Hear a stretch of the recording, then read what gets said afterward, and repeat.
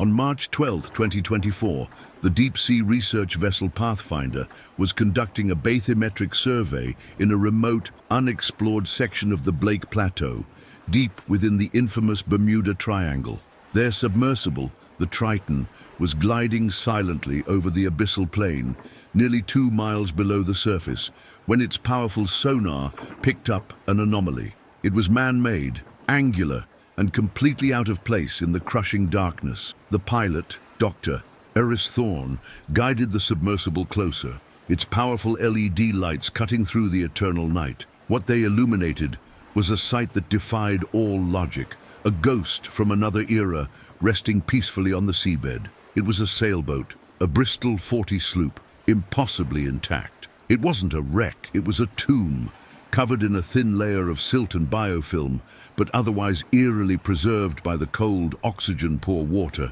The boat sat upright, as if it had simply landed there. On its stern, a single word was still legible: Stardust. The discovery sent shockwaves through the maritime community. Records were checked, and the identity of the ghost ship was confirmed. The Stardust had been reported missing in May of 1994, 30 years earlier. It had vanished without a trace, along with its 2-person crew, a married couple named Robert and Isabella Vance. They had become just another statistic, another myth absorbed by the legend of the Bermuda Triangle. But now, their ship had been found, and inside a sealed, waterproof tube in the main cabin, the Triton's robotic arm would recover a logbook. This logbook did not just solve the mystery of their disappearance, it chronicled a descent into a form of hell so slow and insidious that it was far more terrifying than any storm or sea monster the legends had ever conceived. The chilling secret it held was not about what the triangle did to the boat, but what it did to the minds within it. Robert Vance, 45, was a man of science. A tenured professor of physics at MIT, he viewed the universe as a series of solvable equations. He was a skeptic by nature and by profession, and he found the myths surrounding the Bermuda Triangle to be an intellectual offense. He believed every disappearance could be explained by rogue waves, methane gas eruptions, or simple human error. In 1994, during a sabbatical, he decided to prove his point. His plan was to sail the Stardust directly through the heart of the triangle, from Miami to Bermuda, meticulously documenting every environmental and magnetic reading to demystify the region once and for all.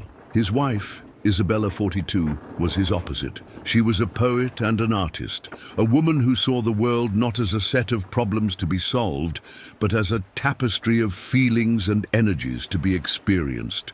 She was apprehensive about the voyage. She didn't believe in sea monsters, but she believed the ocean had moods, that certain places held a palpable weight.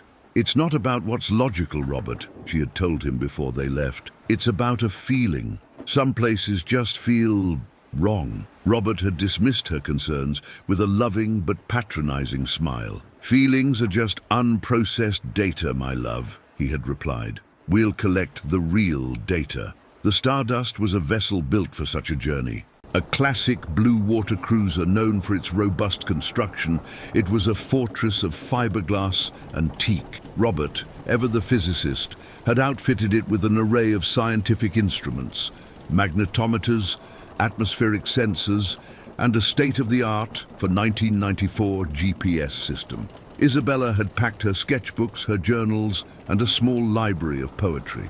Their voyage was a microcosm of their marriage, a union of logic and soul, science and art, setting sail into the unknown. The first few days out of Miami were perfect. The sun shone, the sea was calm, and Robert's instruments recorded nothing out of the ordinary.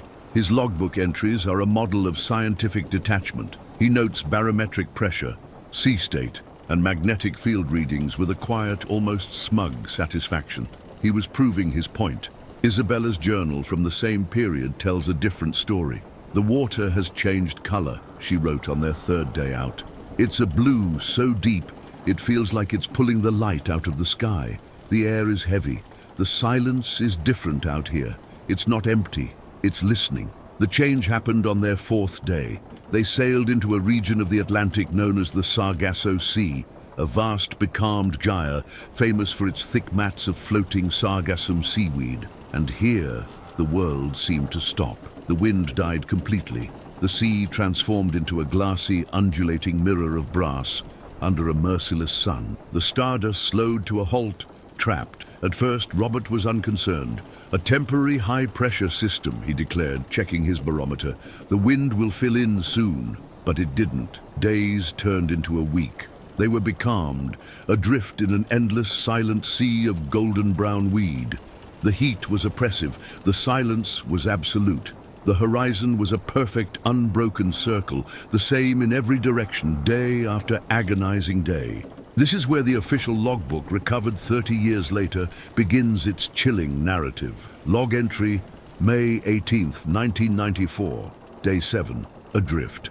Still no wind. Engine use is not an option. We must conserve fuel for an emergency. All systems are nominal. Compass readings are stable. GPS is functioning. We are simply in a persistent doldrum. Patience is required. Isabella is growing anxious. I have tried to explain the meteorological dynamics, but she is not comforted by data. Log entry, May 25, 1994, Day 14 adrift. 2 weeks. This is highly unusual. The high-pressure system is locked in place. Food and water are plentiful, but the psychological strain is beginning to show. Isabella claims she hears things at night, a humming sound from beneath the hull. I have checked with the hydrophone. Nothing. I believe it is a mild form of auditory hallucination brought on by the complete sensory uniformity. The silence is so total that the brain begins to create its own input. I must remain objective, but Robert's objectivity was being eroded by a force more powerful than any weather system. The crushing, monolithic void. His scientific instruments, which were supposed to be his armor, became his tormentors. They told him everything was normal, yet his reality was anything but. His compass pointed north, but north was a meaningless concept. His GPS gave him his precise coordinates, but the numbers never changed. He was a prisoner of a perfectly logical, perfectly functioning hell. Isabella's journal entries became more frantic, more poetic. Isabella's journal, June 2nd, 1994, Day 22 adrift. The seaweed is not dead. It moves. It writhes around the boat like golden hair. At night, it glows with a faint green light. Robert says it's bioluminescent algae, a normal phenomenon. But it feels like a web. We are a fly caught in a spider's web, and the spider is the sea itself. The humming is louder now. It's not in my head. It's in the bones of the boat. Around the 6-week mark, the first real crack appeared in Robert's scientific facade. Log entry, June 20th, 1994, Day 40, adrift. The compass began to spin this morning. For 3 hours, it spun wildly without reason. The GPS failed simultaneously. Then just as suddenly, they both returned to normal. I have no explanation. I have checked every system. There was no magnetic anomaly, no solar flare. It was as if the laws of physics, for a brief period, were simply suspended. Isabella saw it. She didn't look scared. She looked vindicated. It was the look in her eyes that frightened me more than the spinning needle. Their world had shrunk to the 40 feet of their boat. They were the only two humans in a silent, empty universe. Their carefully rationed supplies began to dwindle. The rainwater they collected tasted stale. The endless sun bleached the decks and frayed their nerves. Robert, the man of logic, found himself staring into the deep blue water for hours, his mind a blank. Isabella, the artist, stopped writing poetry and began drawing spirals, page after page of obsessive, interlocking spirals. The chilling secret of the Stardust was not a single event, but a slow, creeping erosion of sanity, meticulously documented in 2 distinct handwritings. Isabella's journal, July 15th, 1994, Day 65 adrift. He doesn't talk anymore. He just sits at the navigation table staring at the charts. The charts are useless. They show a world that no longer exists for us. Yesterday, he took the barometer and threw it overboard. He said, "There's no point measuring the pressure of the cage." I think I am losing him, or we are losing each other. We are 2 separate islands now, adrift in the same quiet sea. Log entry, August 1st, 1994, day 82. Adrift. I was wrong. Everything I believed, everything I built my life upon, logic, reason, empirical evidence, it is all meaningless here. This place is not governed by the laws of physics. It is governed by a different, older set of rules. The sea is not an inanimate system of currents and pressures. It is a presence. It is conscious, and it is hungry, not for our bodies, for our minds.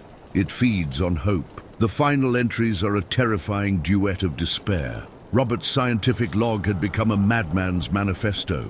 Log entry, date unknown. I have solved the final equation. The triangle is not a place you pass through. It is a destination. You sail until you reach the center, and the center is a state of being, a perfect, timeless equilibrium. The humming is a call to that equilibrium. It is the sound of surrender.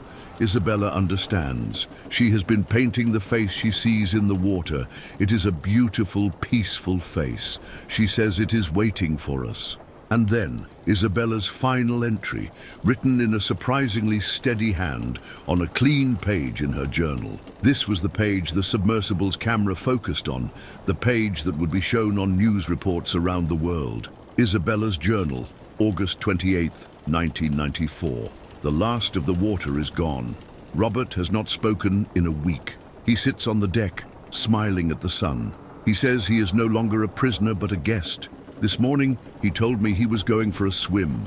He said the water was not wet, but was made of light, and he wanted to be part of it. He took off his watch, placed it neatly on the cockpit seat, and slipped over the side. He did not struggle. He simply dissolved into the blue.